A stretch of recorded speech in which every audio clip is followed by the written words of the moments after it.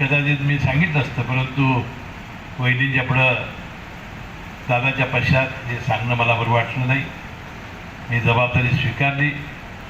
विधानसभेचं अधिवेशन असल्यामुळं मी 10-15 दिवस येऊ शकलो नाही. नंतर मी एकदा सलामी देऊन गेलो. सलामी म्हणजे कुस्ती म्हणजे सलामी असते.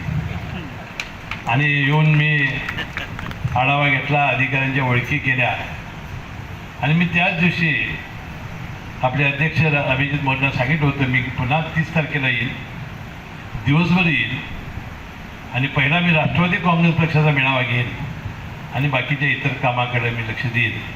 त्याप्रमाणे हे वचनपूर्ती करण्यासाठी मी आज आपल्या मेळाव्याच्या निमित्ताने उपस्थित आहे. म्हणून हे खरं आहे की आदिवासी जिल्हा असलेला नंदुरबार, एका बाजूला मध्य प्रदेश, एका बाजूला गुजरात आणि अतिशय अविकसित जिल्हा.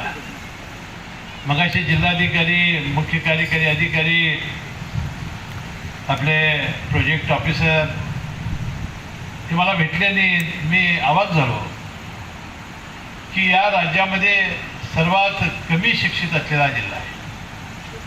म्हणजे शिक्षणाचं सुद्धा काम आपल्या जिल्ह्यामध्ये कमी आहे. इथं ज्याचा उल्लेख मगाशी अनेक वक्त्यांनी आपल्या भाषणात केला, त्यामध्ये जो आदिवासी जो भाग आहे त्या भागाकडं अक्कलकुवा, घडगाव, नंतर तळोदा, मी मगाशी शिंदे त्यांना विचारलं की सगळ्यात जास्त अविकसित भाग कुठं आहे, तर त्यांनी या तिन्हींचा उल्लेख केला. आणि त्यातल्या त्यात शहादा वगैरे हे शहरं बरी आहेत, तिथला भाग बरा आहे. आणि मला असंही सांगण्यात आलं की हा जो नर्मदा सरोवर आणि आपला जो डॅम झालेला इकडचा, त्यामध्ये 5 टीमची का 10 टीमची पाणी अजूनही आपल्या वाट्याचं उचललं नाही असं शिंदेताई सांगत होत्या. वास्तविक तात्काळ या कामामध्ये मी लक्ष घालेन. या विभागाचे मंत्री आहेत तुमचेच उत्तर महाराष्ट्राचे गिरीश महाजन साहेब, तेही पालकमंत्री होते काही दिवस आपल्या जिल्ह्याचे, त्यांना याची पूर्ण माहिती आहे. आणि मी ताबडतोबीनं हे पाणी कसं उचलता येईल आणि आपल्या या जमिनीला कसं देता येईल याचा बारकाईनं मी अभ्यास करेन. पिण्याच्या पाण्याच्या ज्या समस्या आता निर्माण झालेल्या आहेत, अनेक टँकर सुरू झालेले आहेत, तिकडं सुद्धा लक्ष देणं.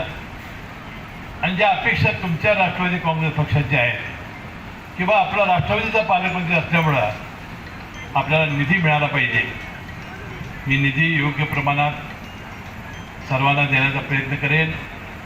आज राज्यामध्ये युतीची सत्ता आहे. आपण भारतीय जनता पक्ष आणि शिंदे गट हे तिघांचं राज्य आहे.